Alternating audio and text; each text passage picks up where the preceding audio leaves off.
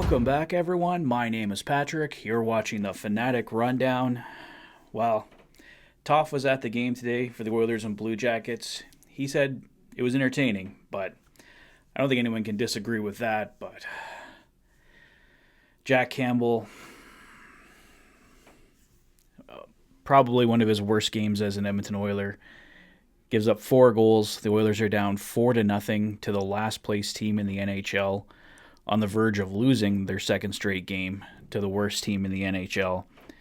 And Connor McDavid goes into, well, I probably only can appropriately call it Connor McDavid mode. Couple goals, gets the Oilers back in it, tied 4-4 going into the third period. Everyone's picking Connor McDavid to get the hat trick in the third for the Oilers to finish this one off. But instead, the Columbus Blue Jackets pick up a couple more goals, go up 6-4. Zach Hyman gets an empty netter to keep it close at the end, but ultimately the Columbus Blue Jackets pick up the 6-5 victory tonight.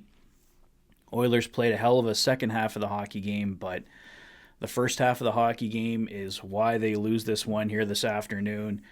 As I mentioned, Jack Campbell just terrible today, no two ways about it. 4 goals on 14 shots. Stuart Skinner actually kind of looked a little...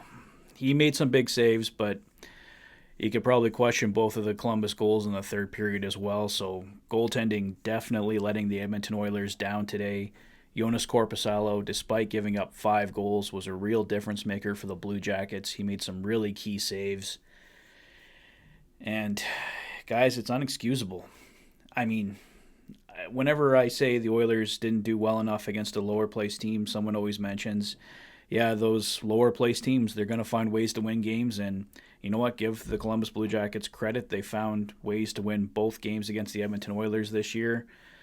But the Oilers got to get these points. To lose 4 points to the Columbus Blue Jackets this year, I could give you getting a split on the season series, but to lose both of them and to lose 6-5, giving up 6 goals to the last place team, there's just no excuse for this. And like I said, basically a bad first half for the Edmonton Oilers cost them this hockey game.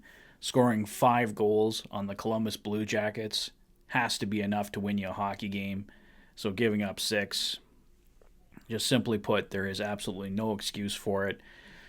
It was exciting watching the boys fight their way back into this, come all the way back down from 4-0. Because I think we all thought this one was over in the second period. I mean, give the Oilers credit. They're an incredible comeback team, and a lot of times this year they've had to be that just to earn a point. And it's a shame that you can be down 4-0 in a hockey game, come all the way back to tie at 4-4, and still at the end of the night, you have nothing to show for it. The Oilers don't even get a loser point tonight, so... If Stuart Skinner had made one more save, kept it to at least 5-4, and we could have at least gone to overtime, and the Oilers, as I said, could have at least got a loser point today, but instead they walk away with nothing. They had a big opportunity this game. I believe with a win, they would have at least moved into first or a tie for first, I believe, in the division, or at least somewhere in that range anyway. I might be a bit off on that, but... They show up, give a typical Oilers afternoon effort in the first half. Jack Campbell, I've tried not to reap too much on Jack Campbell this year because I think everyone else is doing that enough, but even I can't defend Jack Campbell today. This was not a good performance. Stuart Skinner made some key saves after coming back in, but I didn't like the 2 goals that he gave up in the third there. So, like I said, overall the Oilers' goaltending lets them down, but the defense and overall team effort for half of this game, at least, was not good enough in front of the goaltenders either. So very few players can walk away with no blame today.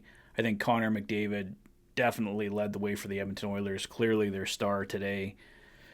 And other than that, guys, not much positive to say about this team today. Just a complete lackluster effort in the first half, and they have no points to record against the Columbus Blue Jackets this year. So,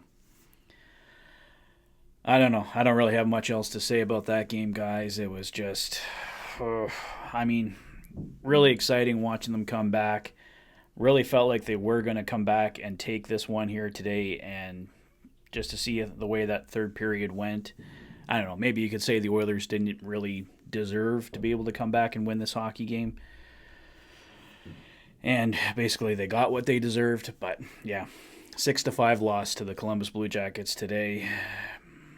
And lots of blame to go around, but a lot of it at the feet of Jack Campbell, and at least some at the feet of Stuart Skinner as well today. So I think that's all I got to say about the game, guys. But some notes, obviously, from today.